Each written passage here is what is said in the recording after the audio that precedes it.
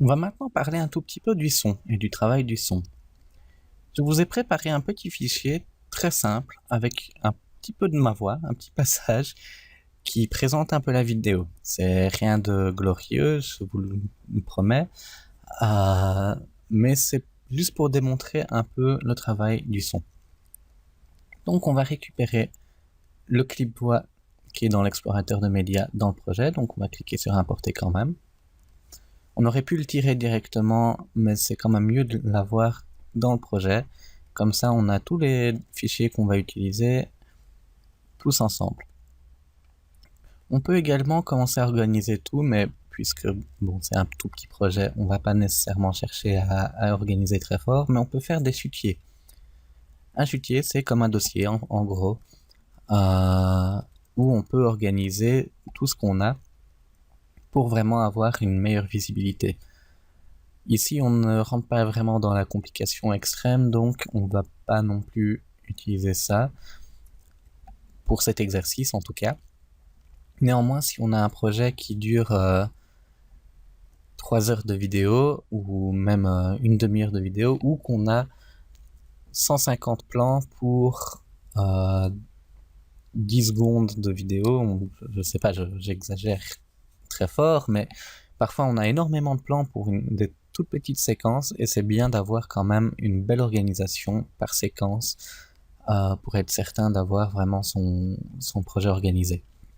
Enfin, j'ai mon clip voix que je vais récupérer donc ici. Vous allez voir, rien d'exceptionnel.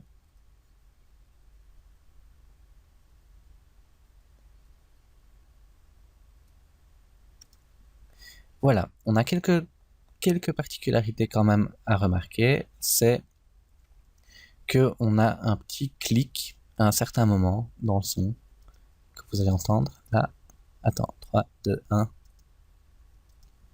Voilà. Il apparaît également ici à côté si jamais vous voulez voir la visualisation de ce qui passe comme son.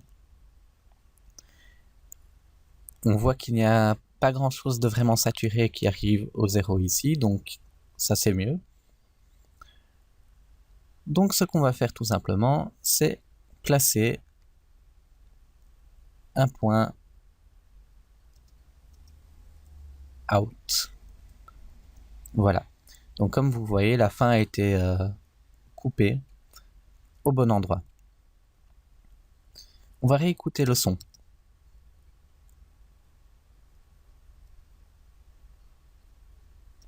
Comme vous entendez ici, entre les deux parties de voix, on entend comme un petit bourdonnement. Écoutez bien. Ça, c'est pas bien. Ce qu'on va faire donc, c'est avec un effet, on va ajouter un effet, tout comme on ferait pour une vidéo, de type denoiser. On met le denoiser dessus, on ouvre les paramètres individuels et on va mettre la réduction. On va baisser la réduction à moins 7 pour un premier test.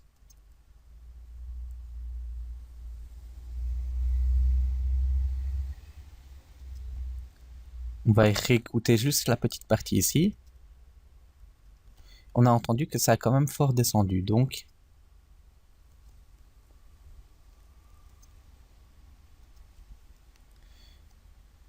on va peut-être la remonter un tout petit peu parce que ma voix prend un tout petit son un peu bizarre.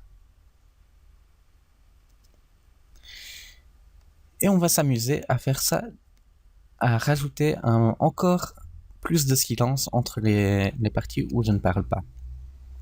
Donc on va zoomer ici et on va s'amuser avec l'effet volume. Donc ce qu'on va avoir, c'est, puisqu'on va travailler sur les deux canaux plutôt qu'un canal à la fois, on va travailler sur volume. Néanmoins, on pourrait travailler sur volume de canal si par exemple on voudrait qu'il fasse silencieux sur un canal et l'autre non. Bref, dans le volume, on va bien zoomer sur notre son pour qu'on puisse bien voir les vagues qui montent et qui descendent avec le son correctement. Et on va déjà placer un premier passage là où je commence à parler. donc ici à un niveau de 0,0 dB. On va mettre un petit... On va cliquer là pour ajouter une image clé. Un peu avant, on va baisser le son complètement à 0. Ça va ajouter l'image clé automatiquement.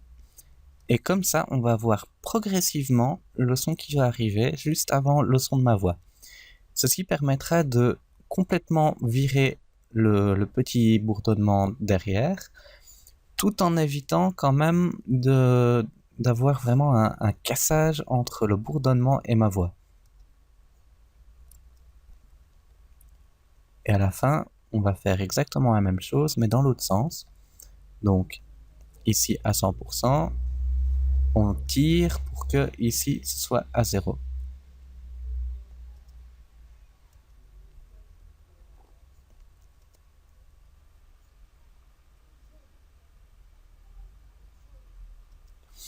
Maintenant, on va s'amuser à faire exactement la même chose de l'autre côté. Donc, on voit par rapport à la forme plus ou moins où on commence à parler.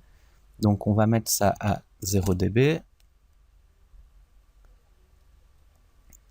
Et avant, à la barre, on va mettre à moins 0,0.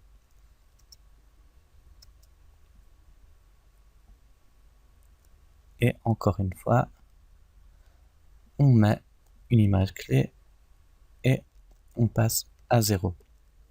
Comme ça, on entendra beaucoup moins le passage entre je parle et je parle pas. Je vais dézoomer un bon petit coup. On va écouter.